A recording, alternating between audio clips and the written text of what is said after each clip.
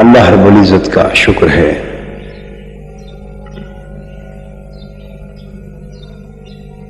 اس کی نعمتوں اور نوازشوں کا انسان نہ اندازہ کر سکتا ہے اور نہ ان پر شکر کی بجا آوری کا حق ادا کر سکتا ہے، مگر انسان نادان ہے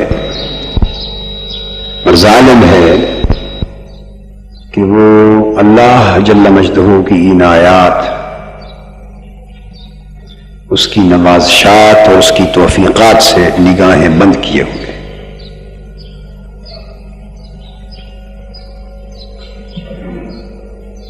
اور بعد ازاں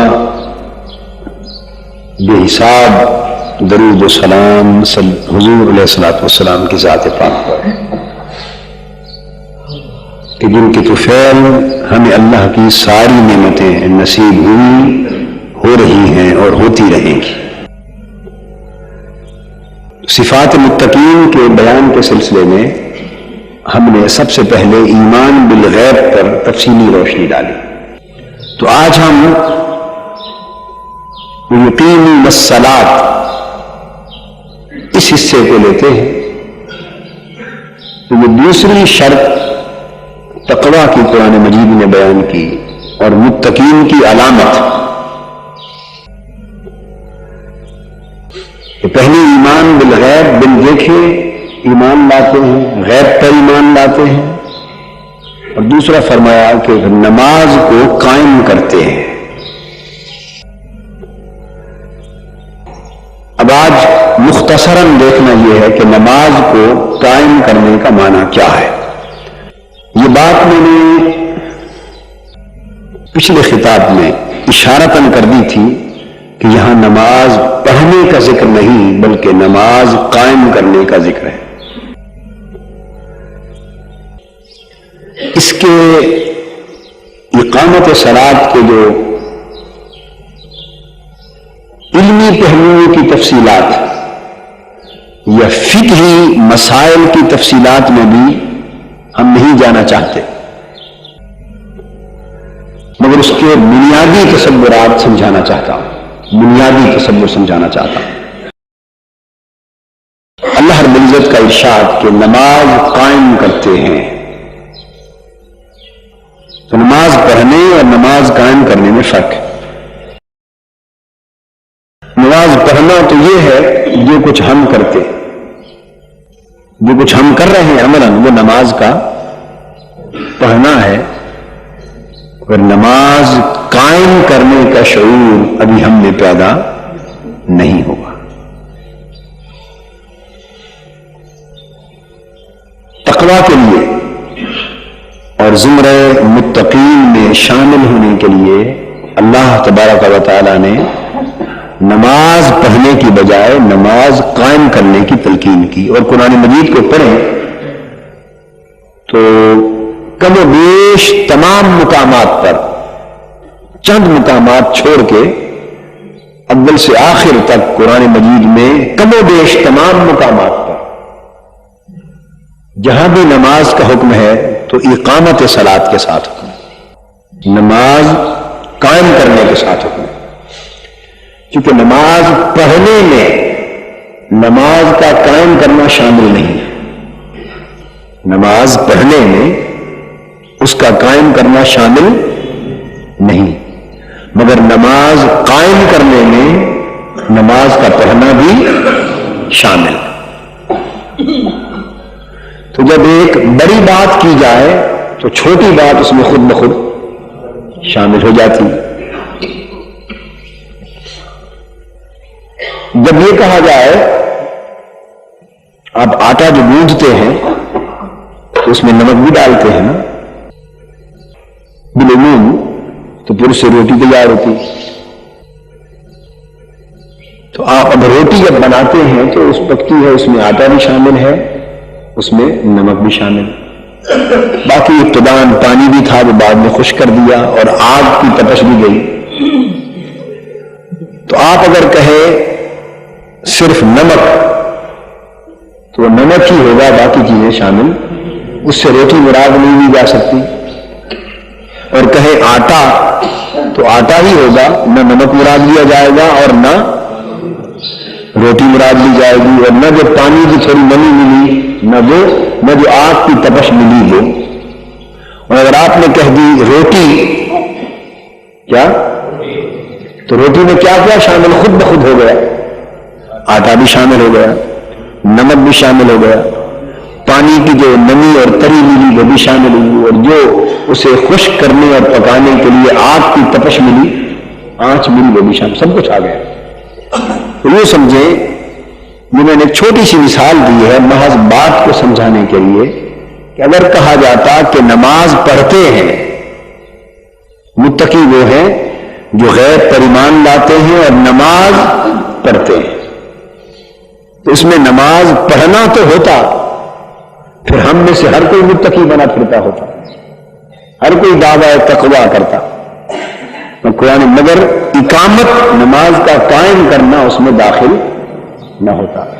اللہ جل مجدہ نے فرمایا یقیمون الصلاۃ، کہ نماز قائم کرتے ہیں، تو قائم کرنے میں نماز کا پڑھنا بھی آ گیا، اور علاوہ اس کے جو جو چیزیں اقامت نماز کے لیے درکار ہیں وہ سب کی سب اس میں داخل ہو گئیں۔ اب سمجھنا یہ ہے کہ وہ چیزیں کیا ہیں جو نماز پڑھنے کے علاوہ شامل ہوتی ہیں، تو وہ نماز کا پڑھنا نماز کا قائم کرنا بن جاتا ہے۔ یہ چیز سمجھنے والی، تو تین معنی تو اس کے زیادہ بھی ہو سکتے ہیں اور معارف بھی بہت سے ہو سکتے ہیں، مگر میں بات کو مختصر کر کے مگر بھرپور طریقے سے سمجھانے کے لیے اس کے تین پہلو لے رہا ہوں۔ وہ تین شرطیں جمع کرنا مقصود ہے تو نماز قائم ہو جاتی۔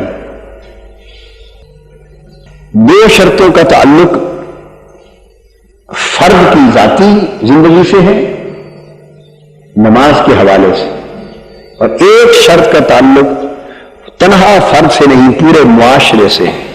ایک تعلق، پہلی چیز جس کا تعلق ایک فرد کی ذات سے، وہ نماز پڑھنے اور نماز قائم کرنے میں فرق یہ ہے کہ نماز تو اگر ایک پڑھ لی، دو پڑھ لی، ایک دن پوری نمازیں پڑھ لی، 2 دن پڑھ لی، پھر کچھ چھوڑ دی، پھر پڑھ لی، پھر چھوڑ دی، پھر پڑھ لی، پھر چھوڑ دی، تو نماز پڑھنا تو ہو گیا، مگر پڑھنے کے ساتھ ساتھ نماز کا چھوڑنا بھی ہوا۔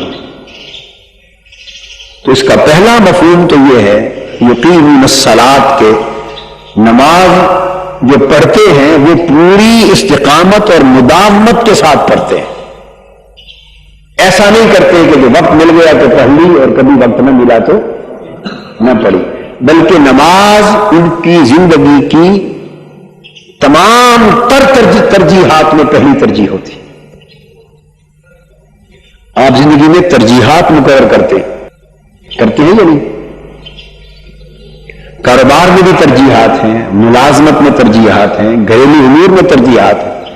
اگر آپ کے پاس 1000 روپیہ ہو اور خرچ کرنے کے لیے ضروریات آپ کی 20 ہوں، کپڑا بھی خریدنا ہو، کھانا پینا، دال، سبزی، گوشت، آٹا، نمک، گھی، تیل، مرچ، سبزی تو یہ بھی خریدنی ہے،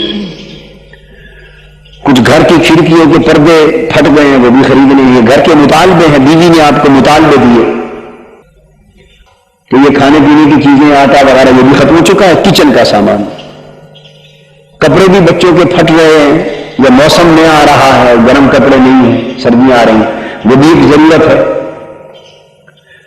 پردے کھڑکیوں کے دروازوں کے پھٹ گئے ہیں، پرانے ہو گئے ہیں، وہ بھی ایک ضرورت ہے، کچھ جوتے نئے چاہیے وہ بھی ضرورت ہے، مہمان آتے ہیں چائے کے ساتھ کچھ انہیں پیش کرنا ہے وہ بھی ضرورت ہے۔ اراضل کے آس آپ کی اس طرح کی 20 ضروریات ہیں زندگی کی، اور آپ کے پاس 1000 روپیہ ہے، 1000 سے 1000 اور 100 بھی نہیں، 1100 بھی نہیں ہو سکتے، ضروریات 20 آپ کے سامنے ہیں، تو آپ کیا کریں گے؟ اور 20 کی 20 ضروریات پوری کرنا چاہیں تو وہ 1000 روپے سے پوری نہیں ہوتی، یہ بات آپ سمجھ لیں، تو آپ کیا کریں گے؟ کیا اصول اپلائی کریں گے ایسی صورت میں؟ جب خرچ کرنے کو پیسہ تھوڑا اور ضروریات زیادہ، تو کیا اصول اپنائیں گے؟ ترجیحات کا اصول. آپ ترجیحات مقرر کر لیں گے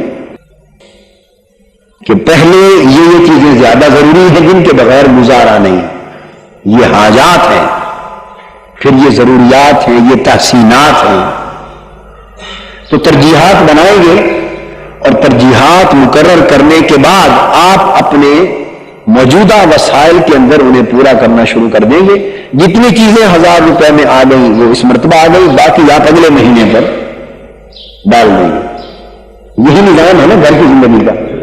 جی تو میں نے آپ کو ایک مثال دی، اور انسان کی پوری زندگی اور اس کے جملہ شعبہ جات اسی ایک اصول کے ساتھ چلتے ہیں، اسی اصول سے چلتے ہیں.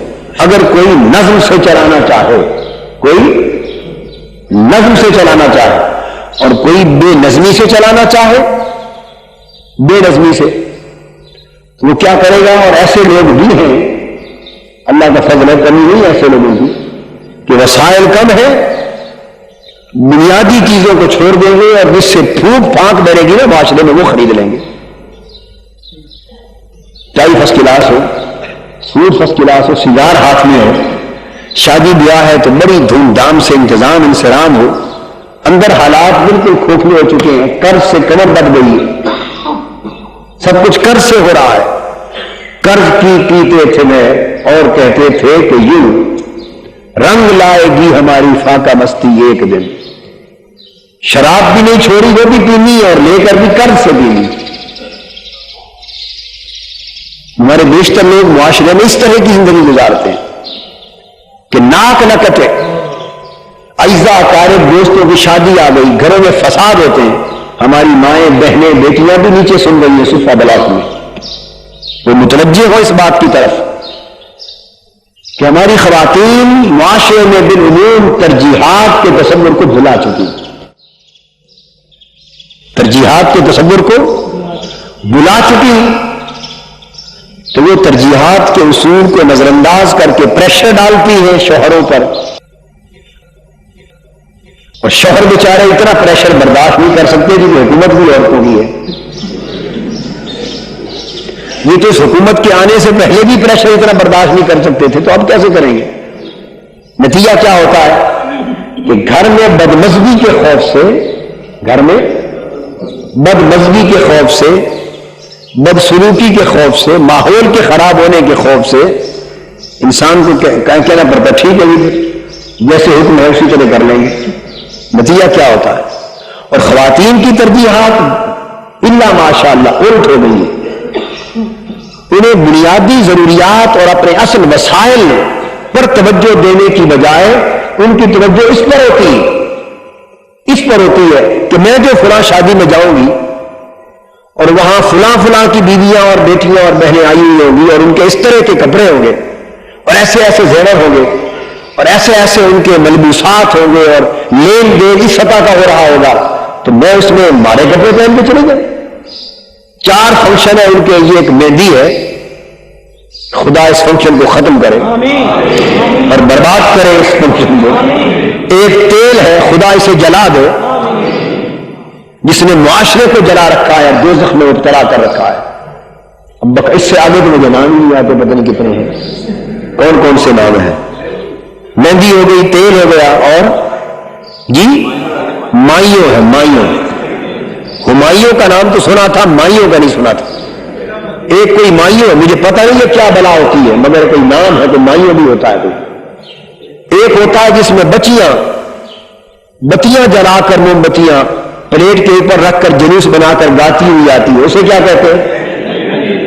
لا حول ولا قوت الا باللہ العلی العظیم. اور ہوتا کیا ہے؟ یہی سننے والے آپ یہ خطاب کے بعد جو میرے ہاتھ چنیں گے قطار میں لگ کر اور عقیدت مندی کا اور نیاز مندی کا اظہار کریں گے، جب آپ کی شادیوں کے مواقع آتے ہیں اور آپ سے کہا جائے کہ ایک طرف یہ پوسچر دینداری کا، عقیدت مندی کا، اور ایک طرف یہ حال، تو الا ماشاء اللہ آپ میں سے ہی لوگ کہتے ہیں جی کیا کرے قادری صاحب، بس مجبوری ہو جاتی، مانتی نہیں. انہیں میں آپ کو بھی جھنجھوڑ رہا ہوں کہ آپ کی پوزیشن کہاں تک گر چکی اور گھر کا ماحول کتنا تباہ ہو چکا ہے۔ تو ان کی ترجیحات وہ یہ نہیں دیکھتے کہ جن عورتوں کے ساتھ آپ اپنا موازنہ کر رہی ہیں ان کی لاکھ روپے مہینے کی آمدنی، آپ کی 2000 روپے مہینے کی آمدنی یا 5000 مہینے کی آمدنی، جس سے موازنہ کر رہی ہے جس کی بیوی سے وہ 50,000 مہینے کی آمد ہے، ان کی 70,000 آمدنی ہے، 25,000 آمدنی ہے، وہ چیز افورڈ کر سکتے ہیں، آپ نہیں کر سکتے، تو آپ ان سے مقابلہ کس طرح کر سکتے ہیں؟ اس اصول کی بنا پر کرنا چاہتے ہیں۔ تو 5 فنکشن ہے تو وہ ہر فنکشن کے اوپر یہ فرض ہے، یہ ان کے صحیفے میں لکھا ہوا ہے کہ ہر فنکشن میں جانا تب جائز ہے کہ اگر ہر فنکشن میں لباس بدل کر جائیں، ورنہ حرام ہو جائے گا شرکت۔ اور یہ معلوم نہیں یہ جو کچھ کر رہے ہیں یہ سب حرام ہے، یہ اسراف ہے، تبذیر ہے، یہ تباہی کو مول لے رہے ہیں اور اس معاشرے کے غریب افراد کو جہنم میں دھکیل رہے ہیں۔ اور جو بدسلوکی ان غریبوں کے گھر ہو رہی ہے اس کا عذاب بھی ان امیروں پر ہے جنہوں نے اپنی زندگی کا نقشہ ایسا بنا رکھا ہے کہ غریب اپنے گھر میں ماتم کر رہے ہیں، دوہرا عذاب دیا جائے گا ان کو، کیونکہ ان کے نمونے کو دیکھ کر ادھر بھی جنگ ہو رہی ہے اور وہ یہ نہیں سوچتے کہ پیسے کی ریل ٹیل سے، اسراف سے، تبذیر سے جس کا مظاہرہ آپ کر رہے ہیں اس ایک مظاہرے سے کتنے درجن گھروں میں فساد واقع ہو رہا ہے۔ کیا خبر آپ کو؟ آپ نے تو اتنا ہی دیکھ لیا نا کہ وہ ٹوکریاں اٹھا کر تحائف کی اور کپڑے پہن کر وہ خواتین شادیوں میں شرکت کے لیے آتی چلی جا رہی ہے، کیا پتا کہ پیچھے کیا کر کے آئی ہے، گھر میں پیچھے کتنے دنگے فساد کے بعد آئی ہے اور کتنے گھنٹے میں الجھن رہی ہے۔ وہ کہتی تھی میں نہیں جاتی، پھر شوہر کہتا تھا خدا کے لیے چلی جاؤ، عزت کا معاملہ ہے، وہ کیا کہیں گے؟ اس نے مطالبہ کہ اگر بھیجنا ہے تو پھر یہ ساری چیزیں لے کر دیں تب جاؤں گی۔ ہر فنکشن کی شرکت کے لیے سوٹ بھی الگ رنگ کا، پھر ظلم بالا ظلم، جس رنگ کا سوٹ پھر اسی رنگ کی نیل پالش، پھر اسی رنگ کا پورا میک اپ، اسی رنگ کا میچ کرنے والا زیور، اسی رنگ کے جوتے، اسی رنگ کے جرابے اور سر سے پاؤں تک وہی رنگ، یہ سیٹ بن گئے۔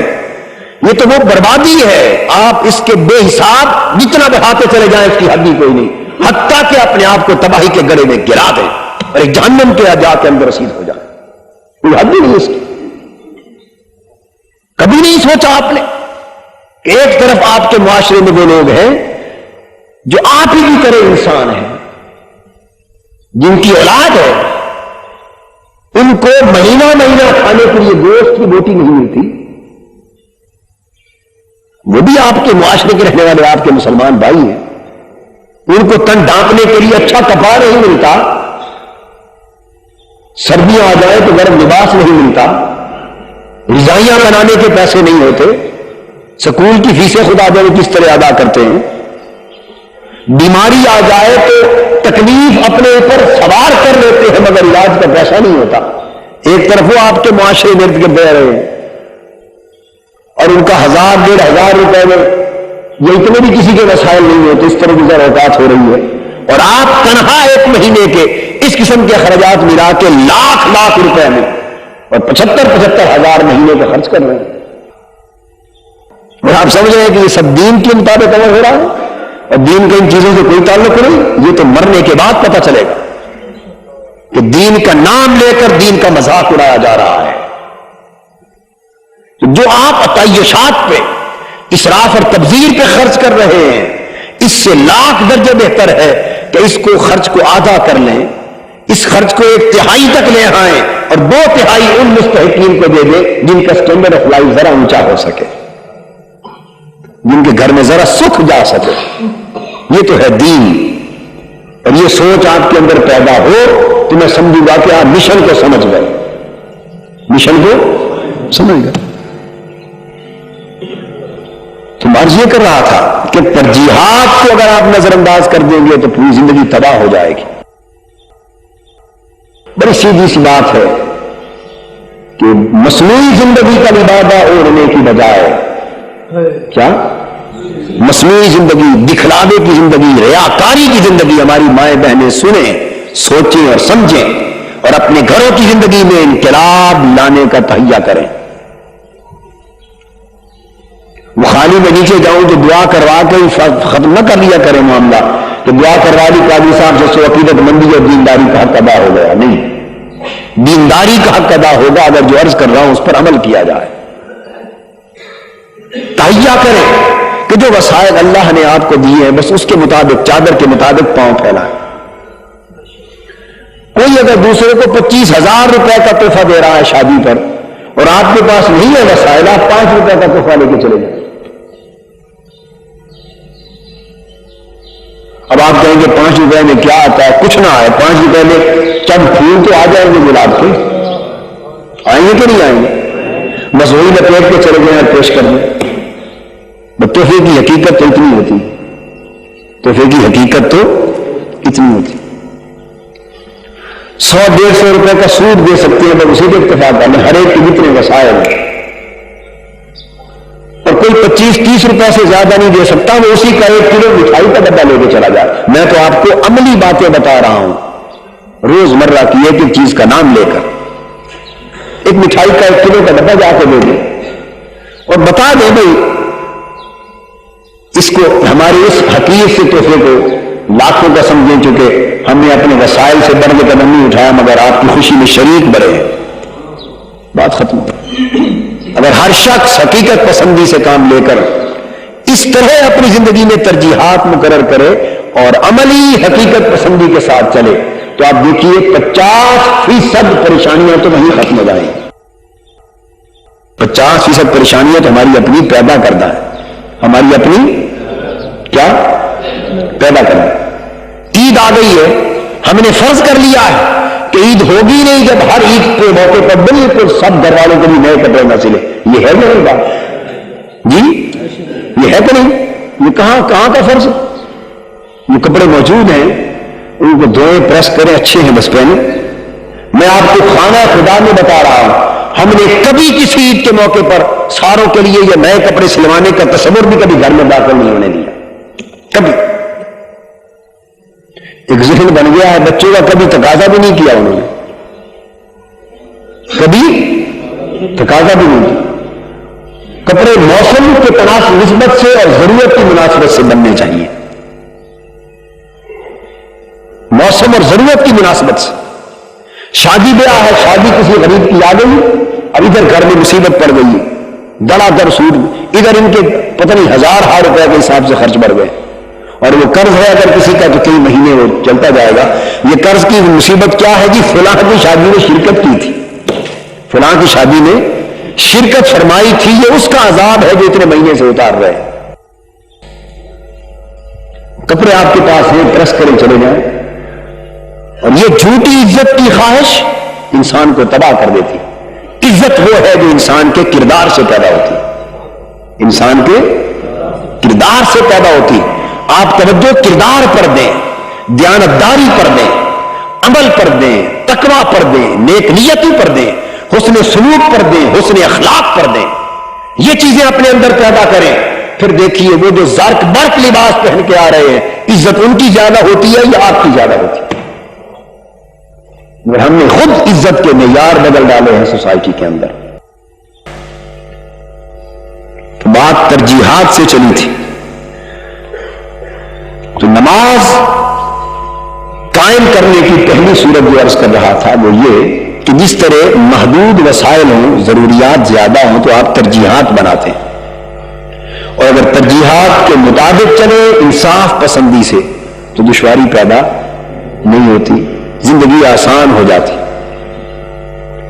اسی طرح آپ کے پاس وقت محدود ہے، وقت اور کام بہت زیادہ، بھی بچوں کے حقوق بھی ہیں، بچوں کے معاملات بھی ہیں، کاروبار کے معاملات بھی ہیں، ملازمت کے معاملات بھی ہیں، اعزاء اقارب کے حقوق بھی ہیں، دینی حقوق بھی ہیں، دنیاوی حقوق بھی ہیں، بے شمار مشاغل، مصروفیات اور فرائض کے دائرے آپ کی زندگی میں، وقت لمیٹڈ۔ اب ترجیحات متعین کیے بغیر چارہ نہیں، ہم نے جو ترجیح مقرر کر رکھی وہ یہ ہے کہ ہر شخص کی پہلی ترجیح یہ ہے کہ 99 سے 100 بنے. 99 کے چکر میں ہے یا نہیں ہر شخص؟ یہ پہلی ترجیح. ہماری ترجیح شروع یہاں سے ہوتی. میں نہیں کہتا آپ کے پاس 99 ہے تو 100 نہ بنائیں. حلال ذریعے سے بنا سکتے ہیں ضرور بنائیں, اس پہ کمائیں بھی, خرچ بھی کریں, حق بھی ادا کریں, مگر یہ پہلی ترجیح نہیں ہے. یہ پہلی ترجیح آپ روزگار کمانا جس سے ضرورت پوری ہو وہ پہلی ترجیحات کے دائرے میں وہ بات ہے, مگر زیادہ سے زیادہ دولت کماتے چلے جانا یہ تصور پہلی ترجیحات میں نہیں. ایک مسلمان کی زندگی میں پہلی ترجیح اللہ کو راضی کرنا. پہلی ترجیح یہ بنیادی بات سمجھ لو. آپ کے پاس محدود وقت ہے, اب آپ نے ترجیحات مقرر کرنی ہے تو سن لو کہ ایک مسلمان کی زندگی کی پہلی ترجیح کیا ہے؟ اللہ کو راضی کرنا. اس کو کہیے کیا ہے پہلی ترجیح, اور اس کو دل میں جگہ دیں, اس بات کو دل میں اتار لیں, روح میں اتار لیں, اپنے ذہن کی تختی پر, دل کی تختی پر لکھ لیں. مسلمان کی زندگی کی تمام ترجیحات میں سب سے پہلی ترجیح کیا ہے اور کیا ہونی چاہیے؟ اللہ کو راضی کرنا. جب آپ کی یہ ترجیح ہو گئی, اب اس ترجیح کو آپ اپنی زندگی کے دائرے کا محور بنا لیں. میں آپ کو گر سمجھا دیتا ہوں. آپ کی زندگی کی مصروفیات اور مشاغل اور معمولات وہ ایک دائرے کی مانند ہیں. کیسے ہے؟ ایک دائرہ. تو جب آپ دائرہ کھینچتے ہیں پرکار سے تو ایک مرکز ہوتا ہے کہ نہیں؟ پرکار کا ایک کنارہ رکھتے ہیں نا سوراخ کر کے مرکز پر, اور پھر دائرہ بناتے ہیں. وہ اگر پرکار اگر اس مرکز سے ہل جائے تو دائرہ صحیح بنے گا؟ نہیں بنے گا. یہ تو آپ سمجھتے ہیں نا. وہ جو مرکز ہے, محور, جس پر پرکار قائم رہے تو دائرہ بنتا ہے, وہ مرکز و محور اللہ کی رضا طلبی کو بنا لے. اللہ کی رضا طلبی, بولیے اللہ کی رضا. رضوان من اللہ اکبر. یہ قرآن مجید مرکز و محور کا بیان کر رہا ہے کہ تم سمجھتے ہو کہ فلاں کام بڑا ہے, کوئی سمجھتا ہے فلاں کام بڑا ہے, کوئی سمجھتا ہے فلاں مصروفیت بڑی ہے. قرآن مجید فرما رہا ہے یہ تمہارے سارے وہم باطل ہیں, خیالات ناقص ہیں. اللہ فرماتے اگر مجھ سے پوچھو کہ سب سے بڑا کام کیا ہے تو تمہیں اللہ کو راضی کرنا. رضوان من اللہ اکبر. اللہ کی رضا کو حاصل کر لینا یہ سب سے بڑی شے ہے, یہ سب سے بڑا کام ہے. سب سے بڑا جب اللہ کی رضا طلبی اور رضا جوئی یہ سب سے بڑا کام ہوا تو زندگی کے دائرے کا مرکز و محور اس کو بنا لے. جب اللہ کی رضا طلبی اور اللہ کی رضا جوئی آپ کے دائرہ حیات کا مرکز و محور بن گیا, اب کیا ہوگا؟ اب آپ کی زندگی کی ساری مصروفیات اور آپ کے اوقات کی ساری تقسیم اللہ کی رضا کے تصور کے ارد گرد گھومے گی, اس کے ارد گرد گھومے گی. تو جو فرائض ہیں وہ پہلے آئیں گے, واجبات ہیں اس کے بعد آئیں گے, سنتیں ہیں اس کے بعد آئیں گی, نوافل ہیں, مستحبات ہیں اس کے بعد آئیں گے, جو جائز مباح امور ہے پھر اس کے بعد آئیں گے. یہ تقسیم عبادات اور مذہب کے معاملات میں بھی ہے, اور یہی تقسیم معاملات اور دنیا کے معاملات میں بھی ہے. یہ تقسیم ہر ایک میں. تو اس اعتبار سے جب ہم دیکھتے ہیں تو نماز پڑھنا کلمہ کے بعد, توحید اور رسالت کی شہادت کے بعد سب سے پہلا فریضہ نماز کی ادائیگی. نماز کی ادائیگی. تو اندازہ کر لیں کہ جب ایمان کے بعد قرآن مجید نے کہا الذین یؤمنون بالغیب ویقیمون الصلاۃ, ایمان کے بعد یعنی مومن ہونے کے بعد عمل کی دنیا میں سب سے پہلا قدم اقامت صلاۃ سے اٹھایا جا رہا ہے. تو اللہ رب العزت نے سب سے پہلی ترجیح کس کو بیان کیا؟ نماز کو قائم کرنا. اور قائم کرنے کا مطلب میں پہلا مطلب 3 میں نے عرض کیے تھے، آج پہلا ہی بیان کر رہا ہوں، پھر آئندہ ترتیب سے جیسے جیسے وقت ہوگا انشاءاللہ بیان ہوگا۔ تو پہلی ترجیح نماز کا قائم کرنا، اور اس کا مطلب یہ ہوا کہ تمہاری زندگی کی کوئی ترجیح نماز قائم کرنے کا پہلا معنی، تمہاری زندگی کی، تمہاری مصروفیات کی، تمہارے مشاغل حیات کی کوئی ایک ترجیح بھی نماز کی ترجیح سے ٹکرانے نہ پائے۔ نماز مقدم، نماز مقدم۔ وقت کا دامن اللہ نے آپ کو دیا ہے کہ یہ نماز اس وقت سے لے کے اس وقت تک آپ ادا کر سکتے ہیں، وہ قضا نہیں ہوتی۔ باقی ترجیحات اور معاملات کو آپ اس وقت کے دامن میں ایڈجسٹ کر سکتے ہیں، مگر یہ کہ کوئی ترجیح نماز کی ترجیح سے متصادم ہو اور نماز رہ جائے اور کوئی اور کام ہو جائے، اسے اسلام اور ایمان گوارا نہیں کر سکتا۔ اسلام اسے گوارا، تو آپ نے گویا پہلی سیڑھی بھی چڑھنے سے انکار کر دیا، پہلی سیڑھی بھی چڑھنے سے، پھر آگے کامیابی کی منزل تک انسان کیسے پہنچے گا؟ تو اقامت صلاۃ کا پہلا معنی یہ تھا کہ نماز پڑھے اور یوں پڑھے کہ نماز آپ کی زندگی کا جزو لا ينفق ہو جائے۔ کوئی اور کام زندگی کا چھوٹتا ہے تو چھوٹ جائے، مگر نماز چھوٹنا ناممکن ہو جائے، نماز کا چھوڑنا ناممکن ہو جائے۔ مداومت ہو، استقامت ہو، استقامت علی الصلاۃ، مداومت فی الصلاۃ۔ قرآن مجید نے کہا محافظت، حافظوا علی الصلوات والصلاۃ الوسطی، اپنی نمازوں پر محافظت کرو، نمازوں پر۔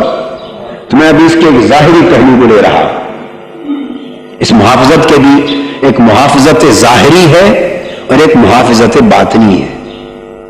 محافظت باطنی دوسرے مفہوم کے ذہن میں آئے گی، وہ انشاءاللہ اگلے جمعہ میں لیں گے۔ تو میں عرض کر رہا تھا کہ محافظت ظاہری کا مفہوم یہ ہے کہ نماز اس طرح ادا ہو کہ کسی زندگی کی بڑی سے بڑی مصروفیت سے بھی متصادم ہو تو تب بھی نماز چھوٹنے نہ پائے، باقی ہر کام کو ثانوی حیثیت دے دیں مگر نماز کی ادائیگی اولی حیثیت میں رہے۔ تو نماز جب آپ کے اندر یوں گھر کر جائے اور نماز کے ترک کا تصور ہی ختم ہو جائے اور اس کی ادائیگی میں استقامت، محافظت اور مداومت پیدا ہو جائے، تو کہا جائے گا کہ آپ نے اقامت صلاۃ، نماز قائم کرنے کا پہلا ظاہری تقاضا پورا کیا، پہلا ظاہری تقاضا پورا کیا۔ تو اللہ تبارک و تعالیٰ نے تقویٰ کی علامتوں میں سے ایمان بالغیب کے بعد اقامت صلاۃ کو دوسری علامت کہا، اور اس دوسری علامت کے میں نے عرض کیا 3 مفہوم دیں گے۔ ان میں سے پہلا مفہوم یہ ہوا کہ ظاہراً جو نماز کا ادا کرنا ہے اپنے وقت پر، اس نماز کی ادائیگی میں کبھی کسی قیمت پر بھی کوتاہی نہ ہونی چاہیے، حتیٰ کہ جب جہاد ہو رہا ہو، کیا حالت جنگ میں بھی نماز ترک کرنے کی اجازت نہیں دی، صلاۃ کو صلاۃ الخوف کی شکل دے دی، حالت جنگ میں بھی نماز ترک کرنے کی اجازت نہیں دی۔ کچھ لوگ محاذ پر لڑتے رہے، کچھ لوگ آ کے پڑھ لیں، آج ہی پڑھ لیں 1 رکعت، وہ پھر واپس محاذ جنگ پہ چلے جائیں، دوسرے آ کے 1 رکعت پڑھ لیں، پھر وہ چلے جائیں، پھر وہ آ کے مکمل کریں، پھر وہ جائیں اور دوسرے آ کے مکمل کریں۔ آپ اندازہ کر لیں اللہ جل مجدہ نے وقت اور حالات کی نزاکت اور سنگینی کے پیش نظر نماز کی ادائیگی کے حصے کو جدا جدا کر دیے، ایک نیا نظام، ایک نئی شکل ادائیگی نماز کی تو عطا کر دی، مگر ترک نماز گوارا نہیں کی۔